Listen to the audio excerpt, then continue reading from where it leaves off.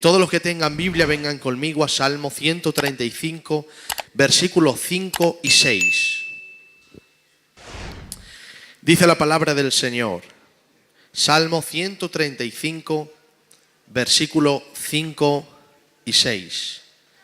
Dice el salmista: porque yo sé que Jehová es grande, y el Señor nuestro mayor que todos los dioses.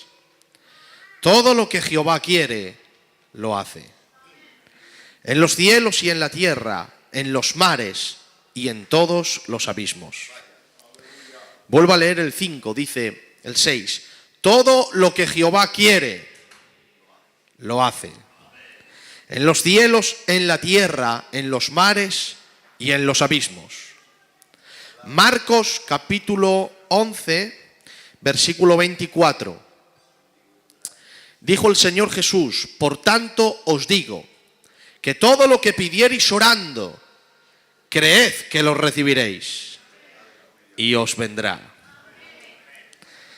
Lo vuelvo a leer: por tanto os digo, que todo lo que pidiereis orando, creed que lo recibiréis, y os vendrá.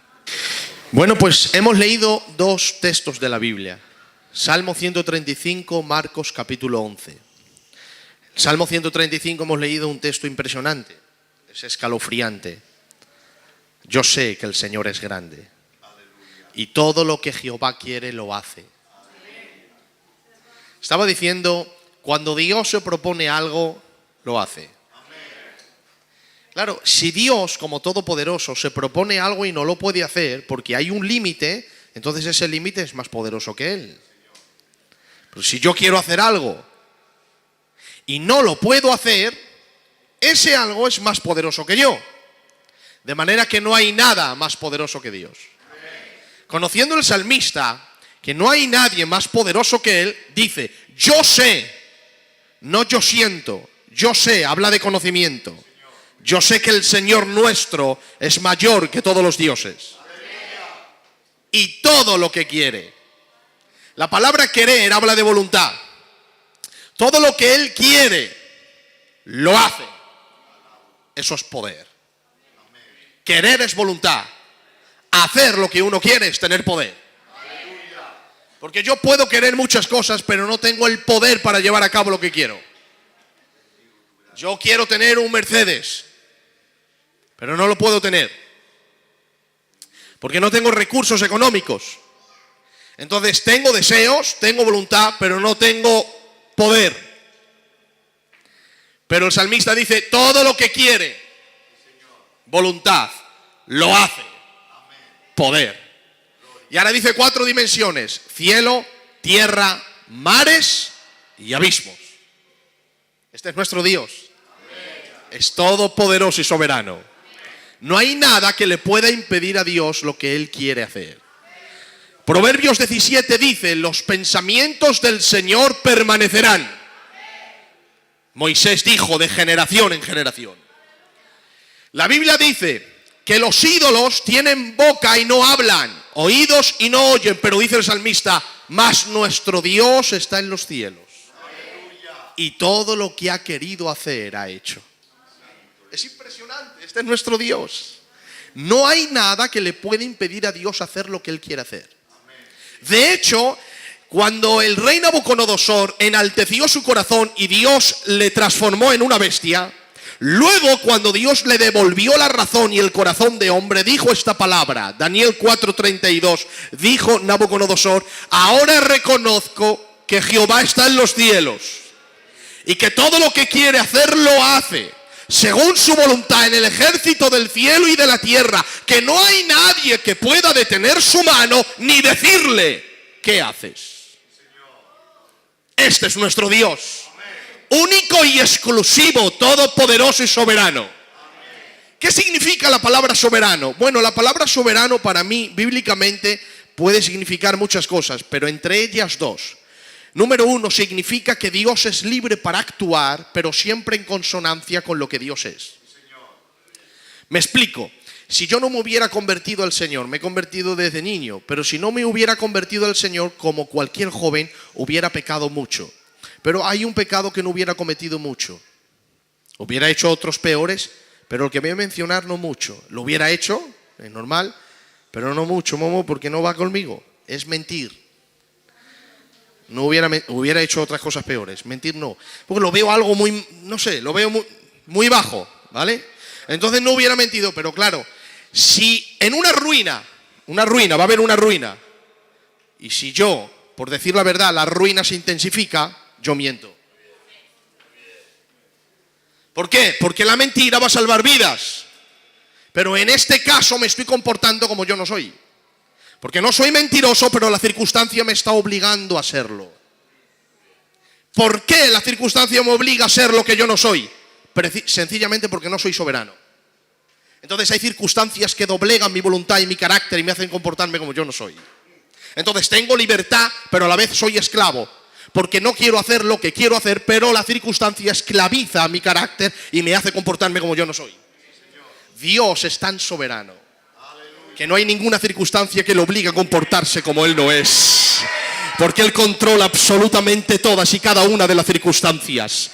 Por eso Dios siempre actuará con amor y nunca sin amor, porque Él es amor, aunque no lo entiendas. Y Dios siempre estará actuando con justicia, porque Él no es injusto, aunque no lo entiendas. Y Dios siempre dirá la verdad y jamás la mentira, aunque no lo entiendas, porque Dios es la verdad. De manera que Dios es libre para actuar, pero siempre en consonancia con la libertad de lo que Dios es. Quiere decir que en todas las cosas que Dios hace, aunque es soberano y todopoderoso, jamás se comportará de una manera contraria a lo que es su naturaleza, porque Él es tan poderoso que no hay ninguna circunstancia que le obligue a comportarse como Él no es. Número uno, o Dios la deja pasar. Número dos, o Dios la controla. Número tres, Dios puede sacar bienes de los males, porque es todopoderoso. En el libro de José, de Génesis, vemos que a José permitió que lo vendieran, eso lo permitió. Luego Él dio sueños para subir a José en el trono, y más tarde José dijo que era Dios quien lo envió delante de ellos para darles vida en el tiempo de la escasez. De manera que fue Dios quien permitió, controló y sacó de lo malo bueno. Así es nuestro Dios. Puede permitir cosas en tu vida, puede guiar cosas en tu vida y puede sacar cosas en tu vida, pero Él en todas ellas es soberano y todopoderoso y lo encamina siempre para nuestro bien.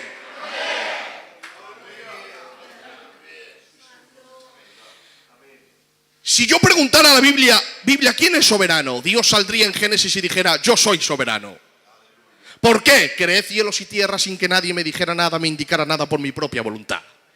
Libro de Éxodo, ¿quién es soberano? Yo soy el soberano. ¿Por qué? Porque yo determiné cuándo mi pueblo tenía que salir de la esclavitud de Egipto y darles una tierra que ellos no habían trabajado. Libro de Levíticos, ¿quién es el soberano? Yo soy el soberano. ¿Por qué? Porque yo determino cómo se me tiene que adorar, cuáles son las normas de venir a mi presencia y cuáles son las leyes de hacerme culto en el desierto. Libro de Números, ¿quién es el soberano? Yo soy el soberano. ¿Por qué? Saco 600.000 hombres de Egipto, dejo que mueran 600.000 en el desierto, reproduzco otros 600.000 y lo meto en la tierra prometida. Libro de Deuteronomio, ¿quién es el soberano? Yo soy el soberano. ¿Por qué? Porque la misma ley que di a los padres decidí que fueran para los hijos. Libro de Josué, ¿quién es el soberano? Yo soy el soberano. ¿Por qué? Determino el tiempo, la hora y el minuto que los de Canaán tienen que dejar su tierra y meter a mi pueblo en una tierra que ellos no trabajaron por ella. ¿Y por qué? La pregunta sería ¿por qué? Y la respuesta, Salmo 24, de Jehová es la tierra y su plenitud, el mundo y los que en él habitan. Dios es absolutamente soberano. Tú dile a Dios, Dios, ¿de quién es mi cuerpo? Y Él te dirá en Corintios 6, habéis sido comprados por precio, vuestro cuerpo no es vuestro, vuestro espíritu tampoco. ¿De quién es la mujer? Proverbios dice, herencia de Jehová es tener una mujer buena. ¿De quién son los hijos? Salmo 149, que de Jehová son los hijos, que el fruto del vientre estimado a sus ojos. ¿De quién es el oro y la plata? Geo 2:4, mío es el oro, mío es la plata. ¿De quién es la tierra? Dice el Salmo 50, mío es el cielo y todas las bestias del campo son mías. Conozco todas las aves de los cielos y todo lo que se mueve en la tierra me pertenece. Si yo tuviese hambre, no te pediría a ti de comer, pues mío es el mundo y su plenitud. Mi Dios es soberano. Aleluya. Entonces, número uno, mi Dios es soberano, es libre para actuar en consonancia con lo que Él es. Y número dos, mi Dios hace lo que quiere, donde quiere, como quiere, a través de quien quiere, de la forma que quiere y nadie se lo puede impedir.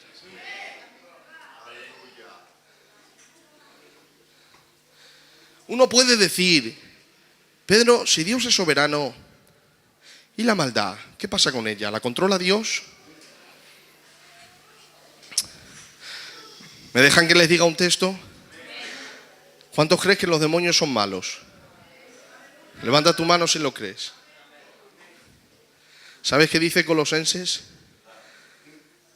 Que los principados y las potestades Dios las hizo por Él, por medio de Él y para Él. ¿Qué significa para Él? Significa para su juicio. Porque aunque la maldad se está desarrollando, tiene un fin. Porque aunque Dios libremente está dejando que se desarrolle, si eso no parara nunca, entonces vencería a Dios. Pero Dios ha dicho, habrá un día que yo te venza a ti, porque ya estás vencido, estás bajo mi mano y algún día te extinguiré.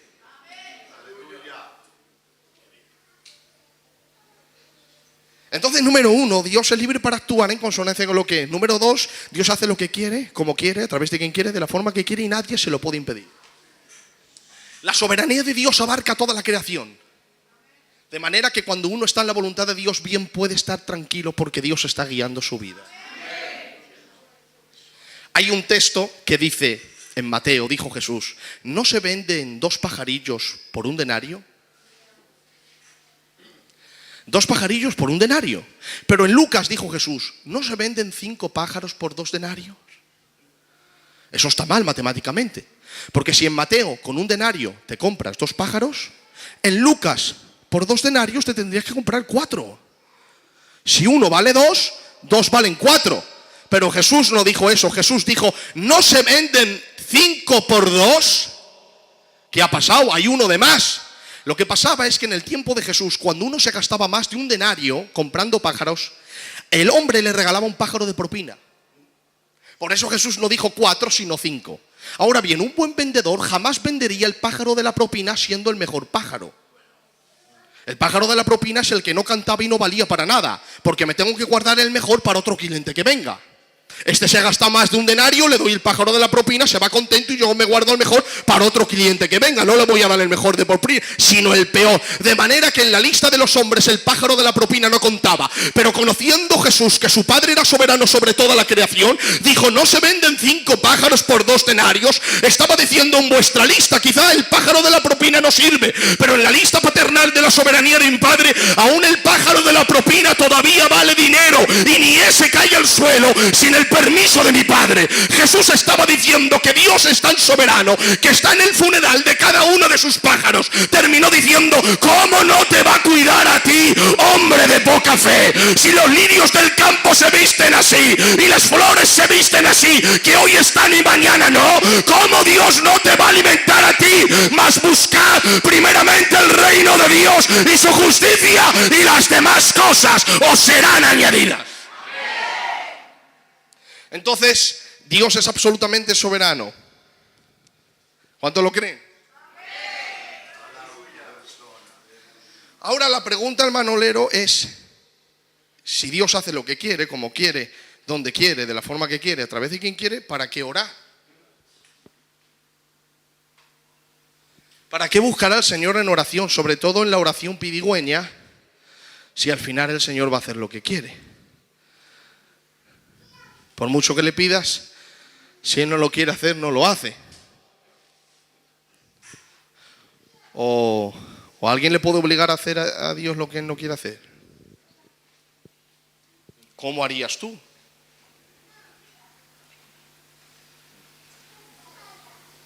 Dijo el Señor en Sofonías 1:12, cuando yo vaya a destruir la tierra y a los pecadores de ella, ni el oro ni la plata le valdrá al hombre. Estaba diciendo, cuando me proponga destruir a todos, que amontonen dinero, que no les valdrá. ¿Quién le puede impedir a Dios hacer lo que Él quiere hacer? Pégale un pulso a ver si le vences. ¿Tú has visto que los padres echan un pulso con el hijo y a veces te deja ganar?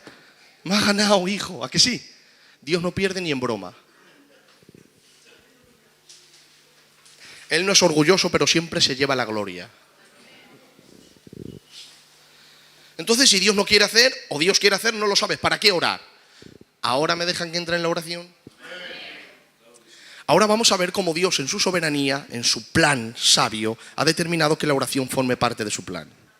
¿De acuerdo? Entonces ahora vamos a hablar de la oración. Después de explicar sencillamente que Dios es soberano, vamos a hablar de la oración. Número 1, Dios no creó la oración para darte cosas. Dios creó la oración para tener encuentros. Porque no es lo que Dios te da lo que te transforma, es un encuentro con Él. ¿Sabes lo que significa que Dios te dé cosas? Significa que Dios te ha bendecido. ¿Sabes qué significa tener un encuentro con Él? Significa que Dios te ha matado. Jesús dijo, el que quiera seguirme, tome su cruz y sígame. ¿Y dónde fue Cristo? Al Gólgota. Por eso si sales de Jerusalén para ser crucificado y vuelves, entonces no saliste para ser crucificado. El hombre que sale de Jerusalén ya no vuelve más y ha salido para morir. Jesús salió de Jerusalén y no volvió más allí porque salió para morir. Y el que sale con Él y vuelve, señal de que no estuvo en la cruz. Pero el que muere en la cruz no vuelve de nuevo porque ha sido muerto con el crucificado. De manera que un encuentro con Dios te transforma la vida. No hay nadie que se encuentre con Dios y quede igual. Todos los que se encuentran y son atropellados con Dios tienen un encuentro tan poderoso con el Señor que eso ha cambiado para siempre. Tiene repercusiones, tiene forma de vida. Mirad, cuando Jesús hablaba del reino, en las parábolas siempre decía que el reino era algo misterioso y oculto. Decía, el reino de Dios es como una semilla. ¿Por qué? Porque la semilla no se ve, pero sí se ven sus resultados. Cuando una semilla es sembrada, de ahí sale un árbol o lo que se haya sembrado. No se ve la semilla, pero los resultados sí. Así era el reino, dijo Jesús. No lo ve nadie, pero donde entra los resultados se van a ver. Jesús dijo, el reino es como un tesoro escondido. Un tesoro no lo ve nadie, por eso existen los buscadores de tesoros. Pero cuando uno encuentra un tesoro y se vuelve un millonario, su status quo cambia. Cambia sus vestiduras, cambia su casa, cambia su coche. ¿Qué te ha pasado? Él no dice que ha encontrado un tesoro, pero los resultados son visibles. Jesús dijo, el reino de Dios es semejante a la levadura de una mujer que lo puso en el pan nuevo y fermentó. La levadura es el pan anterior de ayer que se mete en la masa nueva del pan de hoy. Lo que se ve hoy es el pan nuevo, no se ve el pan de ayer, pero es el pan de ayer lo que está fermentando la masa nueva. Así es el reino de Dios, no se ve, pero donde entra, allí hay resultados. Sí, hermanos, cuando alguien tiene un encuentro con Dios, es cambiado, es transformado, es levantado en un nuevo hombre.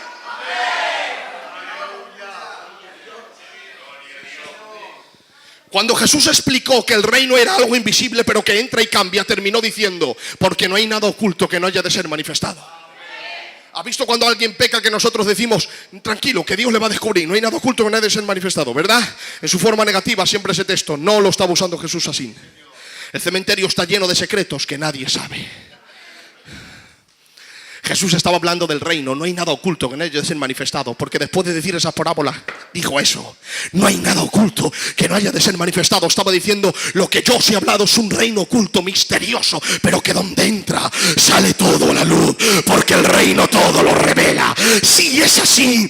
Mira, yo no puedo decir quién es salvo aquí, quién no, pero déjame 2 días vivir contigo y te diré si tienes algo de Dios o no, porque aunque no puedo ver el reino, sí puedo ver los resultados. Puedo ver lo que el Espíritu ha hecho en tu corazón.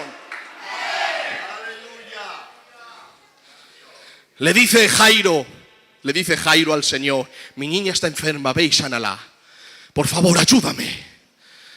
Este Jairo a mí no me cae bien, porque él es el jefe de la sinagoga de Capernaum, y cuando el Señor sanó a un hombre que tenía la mano mal, él enfadado dijo, aquí no se viene a sanar, pero cuando su hija estaba enfermo, bien que fue. Y fue y se arrodilló, Señor, ayúdame, dijo el Señor, yo voy.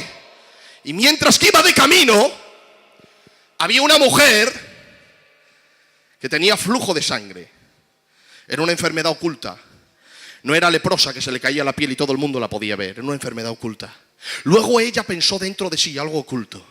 Si tan solamente tocara el borde de su manto. Se acercó entre la multitud y la multitud no dijo inmunda, porque la enfermedad era oculta, no era un leproso. Por eso no dijeron nada. Se acercó y tocó al Señor. Y el poder misterioso y oculto de Dios salió. Y dice la Biblia, y la sanó. Jesús se paró y dijo, ¡alguien me ha tocado! Dice Pedro, Señor, todo el mundo te toca. Pero dice Lucas 16:47, dice, cuando la mujer sabía que no podía quedar oculta, dijo ella, Señor, he sido yo. Y yo le digo, pero ¿por qué dices que has sido tú, mujer? ¿Por qué lo descubres? ¿No le está tocando todo el mundo? Sí. ¿No te has sanado y nadie se ha dado cuenta? Sí. ¿Por qué dices que has sido tú? Dice la Biblia, cuando la mujer vio que no había quedado oculta. Bien podía decir la mujer, a mí no se está refiriendo, porque le está tocando todo el mundo. Le está tocando ese y esa y ese. ¿Por qué sabía la mujer que se estaba refiriendo a él, a ella? Porque lo oculto, el reino había entrado. Y no hay nada oculto que nadie se haya manifestado. Cuando el reino entró, dijo, he sido yo, Señor. Y le dijo el Señor, pues vete sana de tu azote, porque tu fe te ha salvado. Así es el reino de Dios. Cuando el reino de Dios entra, va a haber un cambio, hermanos. Por eso, ¿no te explicas que hay gente que no significa Cristo nada para ellos? Que viven una vida de pecado y no les importa nada. Y de la noche a la mañana han abierto su corazón. El Espíritu de Dios ha venido a morar en ellos. De la noche a la mañana, Jesús significa todo para ellos. Cada foro de su cuerpo, cada poro de su cuerpo dice Jesús, Jesús, Jesús. Vienen al culto y están gozando, y antes el culto no te decía nada. Las alabanzas te hacen de llorar y la palabra parece que va toda para ti. ¿Qué ha ocurrido? Ha habido una transformación porque ha habido un encuentro. La Biblia dice que nosotros estamos muertos en delitos y pecados, Efesios 2. También Jesús le dijo a Nicodemo en Juan 3 que si no naces de nuevo no puedes ver el reino. Le estaba diciendo, estás ciego, no puedes ver el reino. También le dijo más abajo, si no naces de nuevo no puedes entrar al reino, porque con la obesidad del pecado no se puede entrar por la puerta estrecha. Debes de nacer de nuevo, que quita el pecado y deja al Espíritu solo para que entre por la puerta estrecha. También dice Corintios que los naturales no entienden las cosas del Espíritu, para ellos son locura y no las pueden entender. Dice que la palabra de la cruz es locura a los que se pierden. Estamos muertos, ciegos, obesos, no podemos entrar. Pero ¿qué hace un toque de Dios? Lo que hace es que dice Jeremías, yo pondré corazón nuevo y espíritu nuevo dentro de vosotros y me conoceréis, dice el Señor. ¿Qué hace un encuentro con Dios? Dice Primera de Corintios 5:17 que el que está en Cristo nueva criatura es. Las cosas viejas pasaron, he aquí, todas son hechas nuevas. ¿Qué le pasa a alguien muerto en pecados? Dice Efesios 2, Él os dio vida cuando estabais muertos en delitos y pecados. ¿Qué dice Corintios 6? Él ha puesto su mente en vosotros. ¿Qué dice Primera de Pedro 3:1? Habéis participado de su naturaleza divina. Romanos 5 dice que el Espíritu de Dios ha sido derramado en nuestros corazones, por eso amamos a Dios. ¿Qué dice Tesalonicenses? Que Él produce el querer como el hacer por su buena voluntad. Si alguien recibe un corazón nuevo, una mente nueva, un espíritu nuevo, una nueva naturaleza, un nuevo amor al Espíritu Santo, y dice que no ha cambiado, entonces no has recibido nada, porque donde el reino entra, cambia, cambia, cambia, cambia.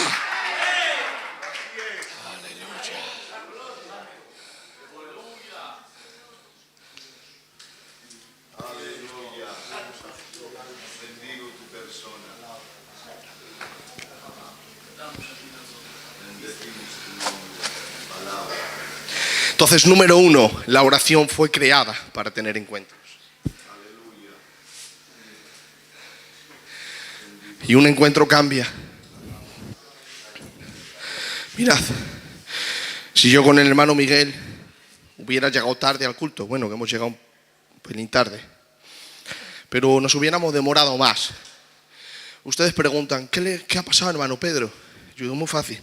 Veníamos por la carretera, se ha pinchado la rueda del coche y yo le intenté ayudar al hermano Miguel. Y el tornillo se ha ido un poquillo para allá, he ido a cogerlo y ha pasado un tráiler. Me ha pegado un topetazo me ha arrastrado 30 metros, pesa 18 toneladas, con 16 ruedas doble, y después de pasar por mi cuerpo, yo me he levantado, me he limpiado un poco, he ido otra vez al coche, he cogido el tornillo, lo he puesto, y por eso he venido. Y ustedes me ven,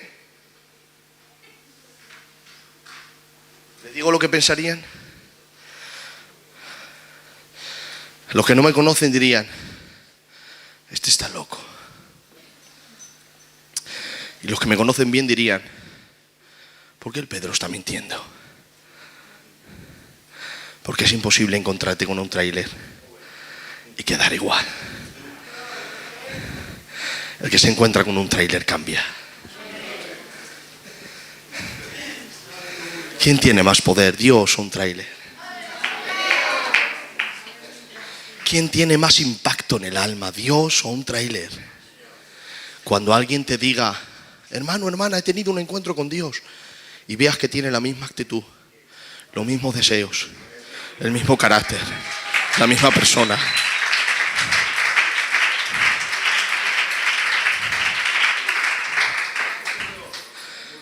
Por respeto no se lo digas en su cara, pero por dentro di, número uno, o este está loco o este está mintiendo. Porque el que tiene un encuentro con Dios es cambiado para siempre. Aleluya. Entonces, número uno, la oración fue creada para tener encuentros. Número dos, la oración fue creada para buscar trabajadores. El Dios que lo puede hacer todo solo ha decidido trabajar a través de sus hijos y sus hijas. ¿Él puede hacerlo solo? Sí, pero ha decidido contar con usted. ¿Cómo lo muestro con la Biblia? Bueno, en la Biblia te vas a encontrar 3 partes de la voluntad de Dios. Hay muchas, pero te voy a dar de 3. La primera parte es la voluntad moral. ¿Qué es la voluntad moral? No matarás, no robarás, no adulterarás. Esa es la parte moral de Dios. Dios nunca hará eso. Pero esa parte de la voluntad moral, Dios le ha dicho al hombre, no robes, no mates, no adulteres. Y así te pareces a mí. Bueno, esa parte de la voluntad de Dios nunca se cumple. Porque no depende de Dios, depende del hombre. Y ya ves cómo está el mundo. Luego está la parte de la voluntad decretiva. ¿Qué es la voluntad decretiva? Es cuando Dios da un decreto. Jesús dijo, he aquí, yo vengo en breve. Va a venir, lo crean o no lo crean. Porque no depende de nosotros, depende de Él. Entonces, por una parte, la voluntad moral nunca se cumple. Por otra parte, la voluntad decretiva siempre.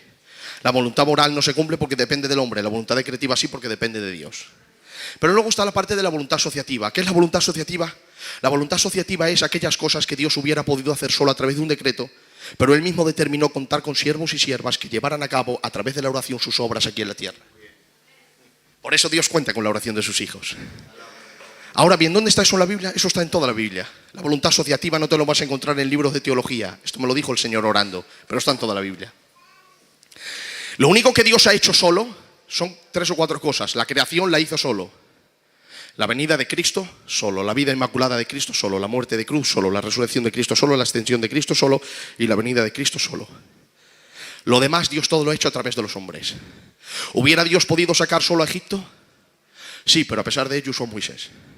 ¿Hubiera Dios podido legislar solo al pueblo? Sí, pero a pesar de ello usó a Josué. ¿Hubiera Dios podido hablar solo al pueblo?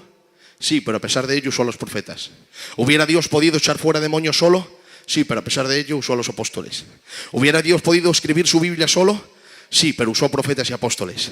¿Hubiera Dios podido hacer muchas cosas solo? Sí, pero a pesar de ello usó a hombres y a mujeres, porque en la parte de la voluntad asociativa Dios ha decidido usar a hombres y a mujeres a través de la oración para llevar a cabo sus planes aquí en la tierra. De manera que te vas a encontrar paradojas en la Biblia muy difíciles. Por ejemplo, y se arreglan con esto. Le dice Dios a Elías, Elías, sí, he decidido hacer llover sobre la tierra. Han pasado 3 años y medio, yo decido hacer llover. Vete al rey Acab y dile, Jehová ha decidido hacer llover. ¿Qué tenía que hacer el profeta? Ir donde el rey Acab y dar el mensaje.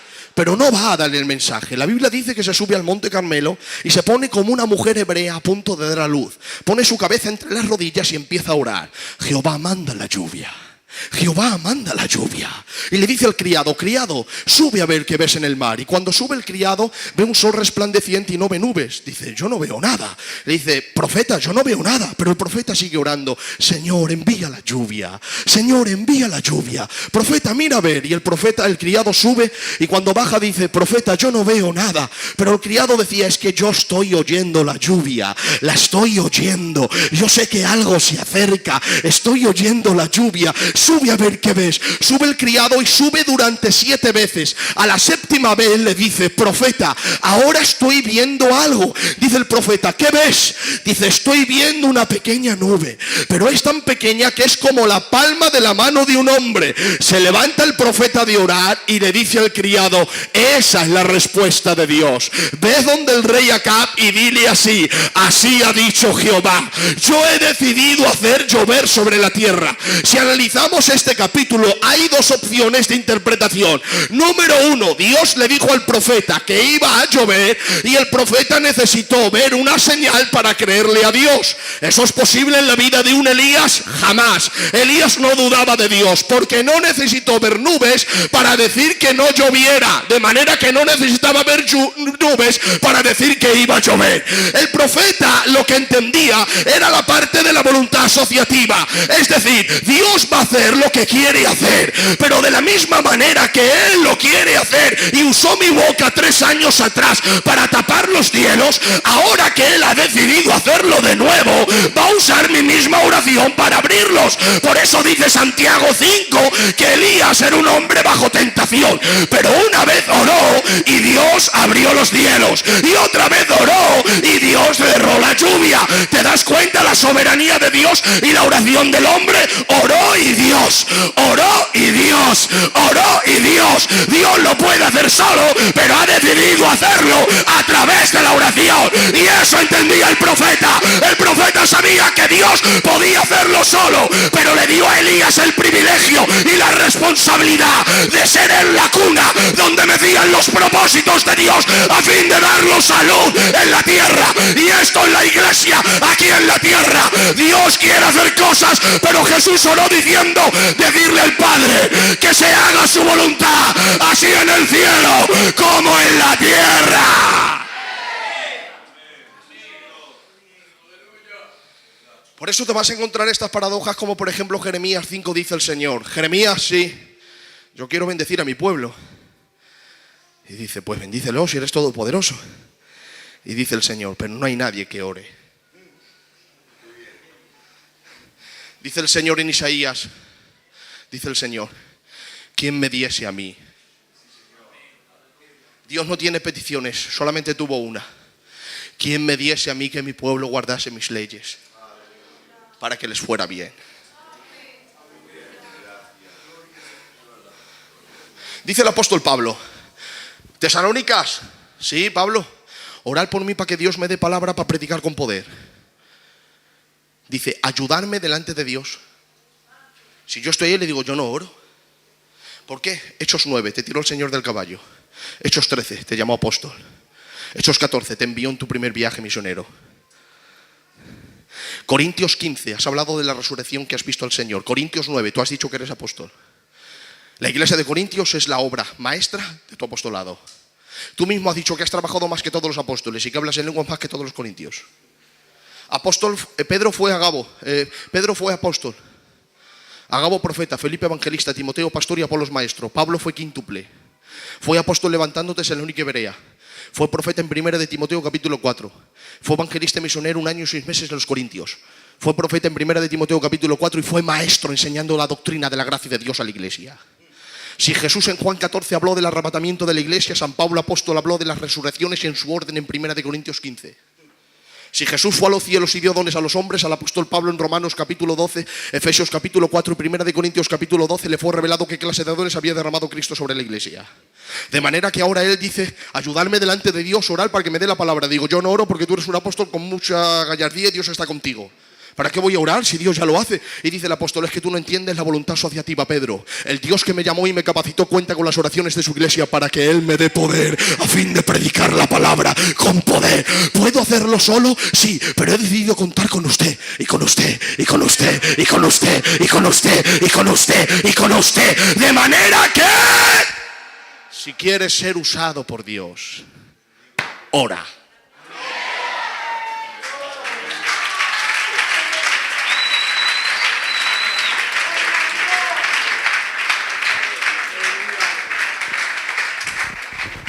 Lo voy a decir de esta manera. ¿Cuántos quieren ser transformados por Dios? Ora.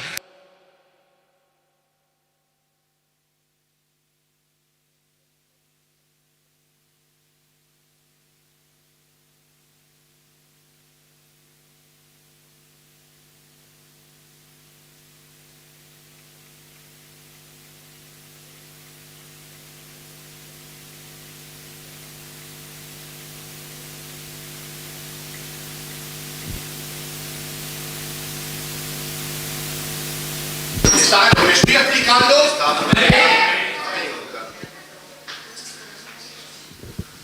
Aleluya. Bueno, entonces, número 1, Dios creó la oración para transformar. Número 2, Dios creó la oración para buscar trabajadores. Cuando te pongas a orar y te venga a tu mente pastor, candidato, obreros, obra, presidente, no sé, alguien de China, de Francia, no digas que es tu carne. Es el Espíritu de Dios poniéndote las personas por las que debes de orar. ¿No dice la Biblia en Romanos 8 que el Espíritu de Dios viene y nos ayuda en nuestras oraciones, en nuestra debilidad? Nuestra debilidad, porque esa debilidad no habla de ausencia de conocimiento, sino de ignorancia. Dice, nos ayuda en nuestra debilidad. Esa debilidad, perdón, no está hablando de debilidad carnal, sino de falta de revelación. Dice, ¿qué pedir? ¿Cómo conviene? No lo sabemos. Dice, pero el Espíritu mismo viene e intercede a través de nosotros con gemidos indecibles. ¿Qué es la voluntad de Dios? La pregunta es, ¿por qué el Espíritu Santo tiene que venir a mí para pedirle la voluntad de Dios? Si yo estoy orando y Dios siempre hace lo que quiere hacer, porque Dios, aunque quiera hacerlo, no lo va a hacer, no porque no pueda, porque tiene principios. Él ha dicho, si pides correctamente, yo te lo doy. Y como el Espíritu Santo sabe lo que Dios quiere, entonces viene y te ayuda. Ahí está la parte de la voluntad asociativa en la oración. Ahora bien, tercero, Dios creó la oración para darte cosas. ¿Te das cuenta? Cualquier mensaje hubiera dicho, cualquier mensaje torcido, no como nosotros predicamos la verdad de la palabra. Un mensaje torcido hubiera dicho de primeras, Dios creó la oración para darte cosas. Porque siempre buscamos lo nuestro. Pero yo he dicho que primero la oración te transforma. Luego te madura en la transformación y te usa. Y luego te da cosas. Porque darte cosas significa que te bendice. Tener un encuentro contigo significa que te gobierna. Y no es lo mismo ser bendecido que ser gobernado. Porque ser bendecido es que Dios hace algo por ti. Ser gobernado significa que Dios hace algo dentro de ti. Ser bendecido significa que Dios te da. Ser gobernado significa que Dios te quita. Te quita de tu cultura, de tus pensamientos y de tu pecado que a Dios no le agrada. ¿La mujer de Job estaba bendecida por Dios, sí o no? Claro que sí. Todo lo que tenía Job, que Dios se lo había dado a Job, era de ella porque era la mujer de Job. Pero cuando Dios le quitó la bendición, dijo ella, maldice a tu Dios y muérete. Estaba bendecida pero no gobernada. En cambio, una vez mi Jesús en el Getsemaní dijo, Señor, bendíceme. Ahí estaba mi Cristo en el Getsemaní orando, Señor, bendíceme, haz algo por mi Padre, mira lo que voy a pasar, haz algo por mí, bendíceme, pasa de mí esta copa. Pero Cristo sabía que era mejor ser gobernado que bendecido. Elevó el nivel de oración y dijo, mas no se haga lo que yo quiero, sino que se haga lo que tú quieres, porque es mejor ser gobernado que ser bendecido.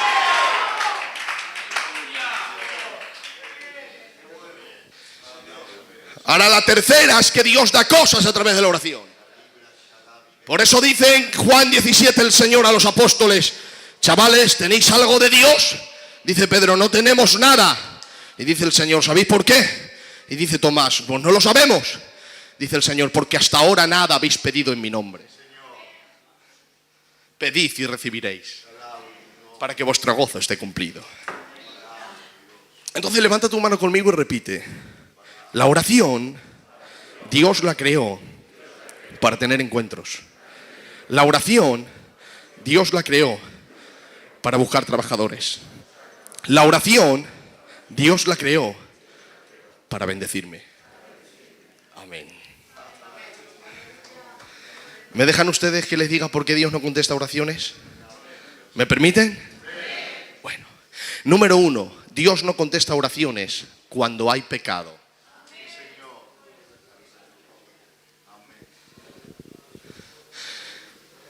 Mira lo que te voy a aclarar ahora, ¿vale? A mí me gusta predicar santidad sin legalismo. Es lo que Jesús predicaba. Uno puede decir, o sea, si yo no soy santo, Dios no me da. Pero si soy, me da.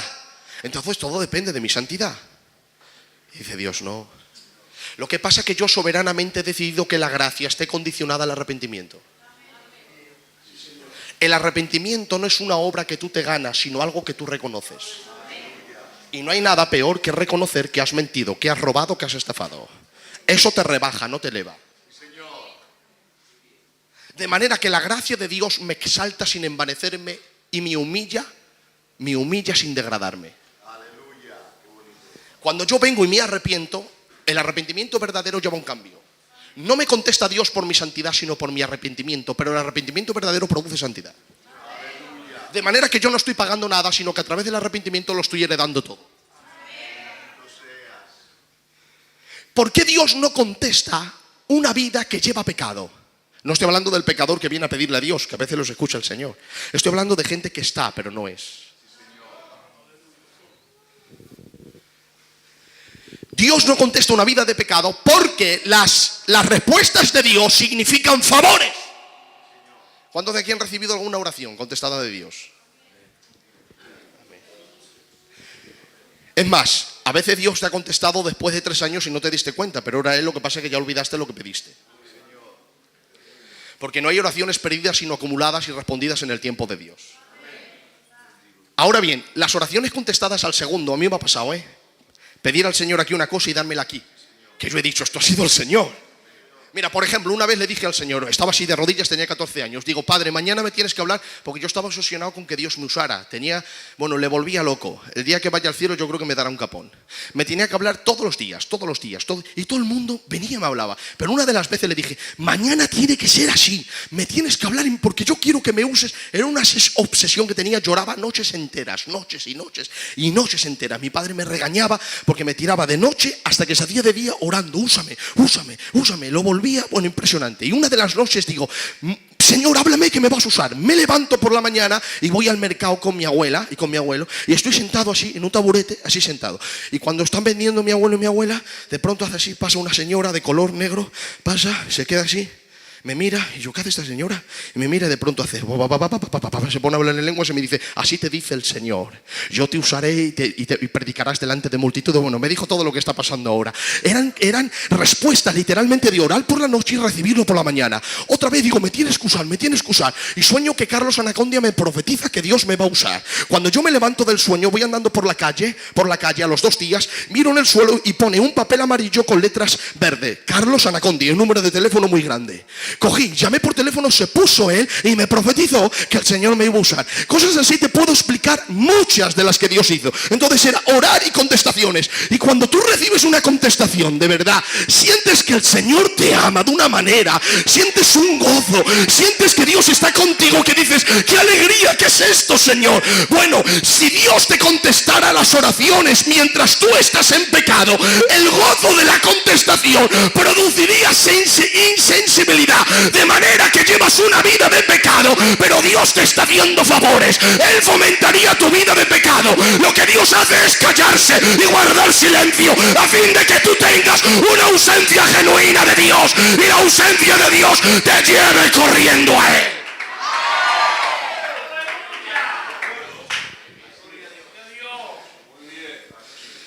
Por eso el profeta Oseas está casado y la mujer se va con otro hombre. Y cuando el hombre la deja, dice, Señor, ¿qué hago? Le dice Dios, cógela y perdónala. La coge y la perdona. Y la mujer se vuelve a ir. El otro hombre la vuelve a dejar y dice, Señor, ¿qué hago? Y le dice Dios, cógela, métela en casa, pero no la hables. La mete en casa y va ella por la mañana, quieres desayunar, y la voz de Dios, no la hables, te he dicho. No le dice palabra. ¿Quieres comer? Y la voz de Dios, no te se ocurra hablarla. Por la noche quieres cenar, ni la mires.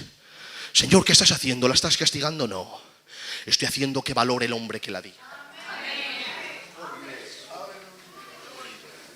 Porque la mayor señal de amor es la comunicación. Por eso cuando te enfadas con alguien, lo primero que le quitas es el habla. Cuando te enfadas con tu cónyuge, lo primero que le quitas es el habla. Quizás le das un regalo pero sin hablarle. Porque la expresión es la mayor comunicación del mundo entero de amor. Por eso Dios nos demostró que nos amó en la cruz. Pero antes de ello en el pesebre. Porque envió su palabra. La palabra era el Logos, la palabra era de Dios, y dice la Biblia que Dios envió a su Hijo. Envió su comunicación dándonos a entender que nos amaba de una manera extraordinaria. Cuando Dios te habla, te está hablando. Por eso Dios, a veces vives una vida de pecado, te está llamando al arrepentimiento y no quieres, y Dios hace como el profeta, no te cierra la puerta de su casa, te deja entrar pero ha cerrado la ausencia y dice, ya no vas a oír mi palabra, no vas a sentir mi presencia, a fin de que tú te arrepientas. Y esa es la manera y es el látigo de Dios para disciplinarte, a fin de que sientas una ausencia genuina de la presencia de Dios. Y eso es lo que Dios hace. Es verdad que Dios está ahí, pero no lo sientes, porque para que Dios se salga del corazón de uno de sus hijos, ay Dios mío, si en Ezequiel yo aluciné cuando de los ángeles les decían, Señor, salte del templo, que los ancianos están adorando a otros dioses, que están pecando, y el Señor decía, no, mi pueblo es mi pueblo. Y los querubines no aguantaron, se metieron en el templo y sacaron al Señor. No puedes estar aquí, pero nadie sentía su presencia. Dios está en tu casa, pero a veces no sientes nada, porque te está diciendo, vuelve, vuelve, vuelve, vuelve. Apláudele a tu Dios.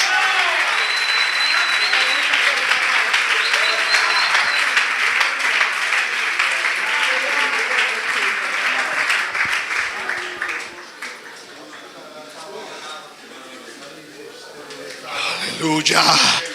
El Señor está aquí. El Señor está aquí.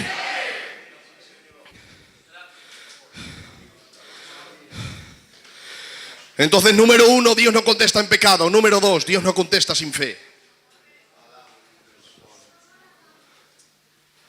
Yo con el Dios de la Biblia me vuelvo loco, Momo. Sí, porque si no hay fe, no contesta. ¿Y por qué?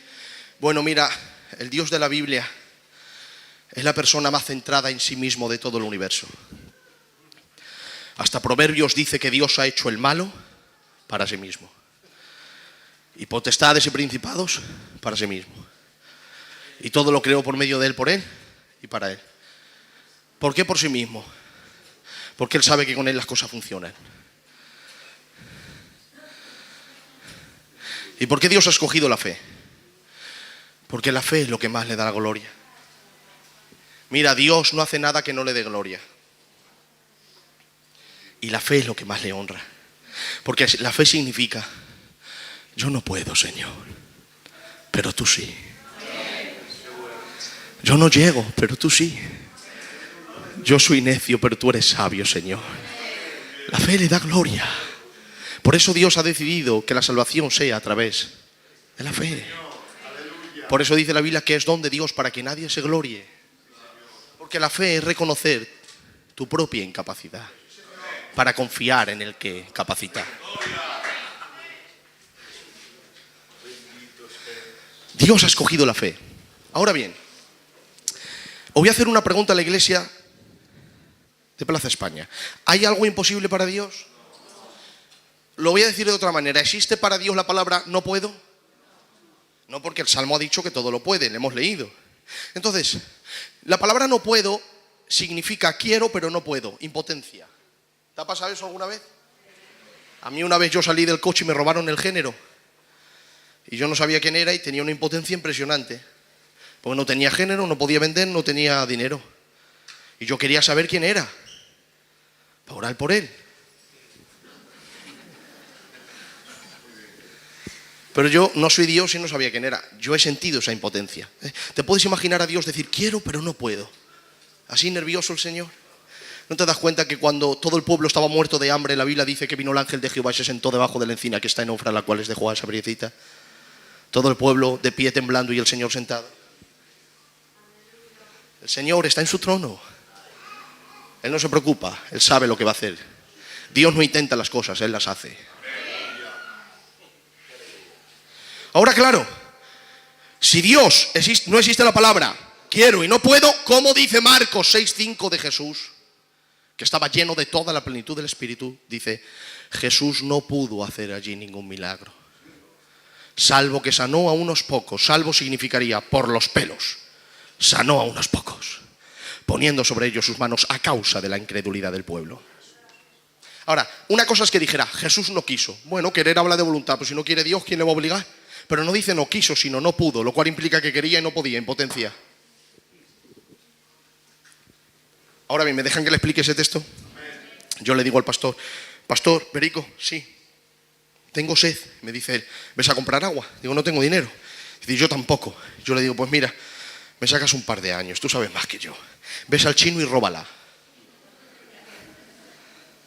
¿Sabe lo que él me contestaría 100%? Me diría, Pedro, no puedo. Yo digo, ¿cómo? ¿Y el que no puedo? Y yo pregunto, ¿puede o no puede? Puede, ¿eh? Se puede levantar, ir y robarla o no. Pero cuando él dice no puedo, nosotros entendemos no que él no tenga facultad ni voluntad para hacerlo, sino que tiene principios que se lo impiden. Es pastor nacido de nuevo y su Dios le ha dicho no robar. Jesús sabía que podía sanar a todos con el chasquido de sus dedos sin la fe de ellos, porque Dios es más soberano que la fe. Pero también sabía que su Padre decidió moverse a través de la fe, porque la fe es lo que más le honra y su Padre no se mueve si no hay fe que le honre. Por eso, aunque Jesús quería, sabía que no se podía hacer porque su Padre se mueve por principios. Por eso nunca Jesús dijo, tu pena te ha salvado, tu tristeza te ha salvado, sino decía, tu fe te ha salvado, tu fe te ha sanado, vete en paz que tu fe lo ha hecho, porque mi Padre se mueve a través de la fe. No es que no tenía poder para hacerlo, es que tenía principios, porque el reino de Dios se mueve con principios. Y uno de los principios que abren la bendición del Señor es haberle creído a Dios, porque es lo que más le honra. Ahora bien, ¿cuántos quieren tener la fe por la que Dios es honrado y se mueve? Pues te voy a decir cómo se consigue esto. Está el Señor orando en el monte de la transfiguración. Se aparece Moisés, Elías y ahí está Pedro, Juan y Jacobo. Se han quedado 9 discípulos abajo. Un padre tiene un niño poseído que le ha traído a los discípulos. Los discípulos le ponen la mano y empiezan a gritar como locos. Demonio, en el nombre de Jesús, que está orando en el monte, sal fuera.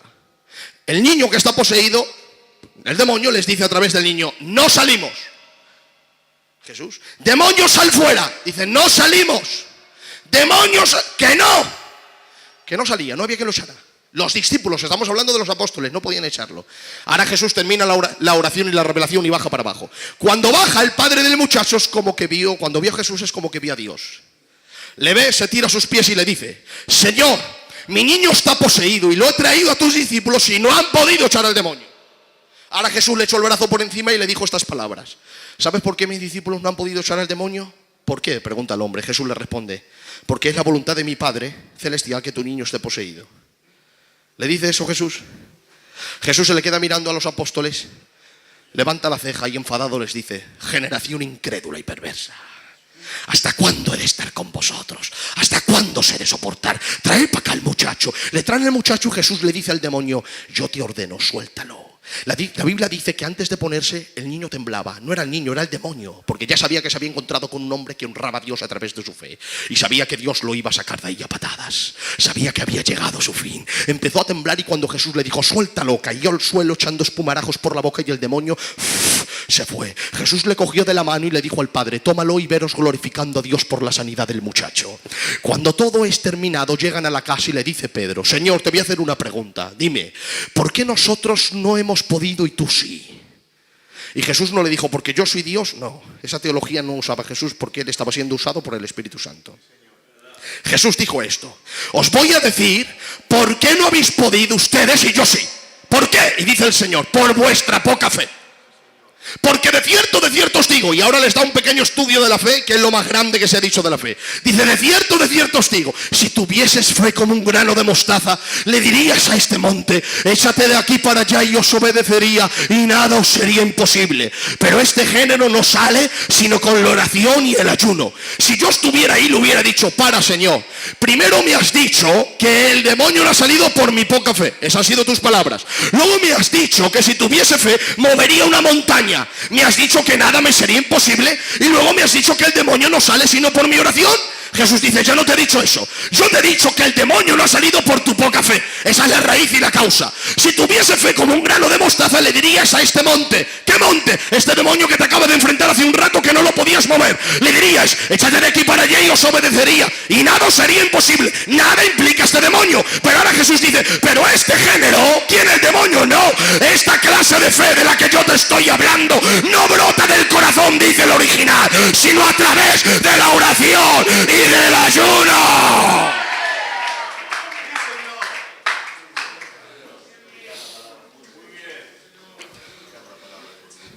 Entonces, Dios se mueve a través de la fe, pero la fe nace de una vida de oración. Entonces, no es que Dios a veces no quiere hacer las cosas, no. Dios no puede hacer las cosas, Dios no es que no puede, es que no quiere, porque tiene principios. Es que no hay fe, no hay oración. No hay oración, no hay fe. Pero donde hay fe que le honra, Dios se mueve.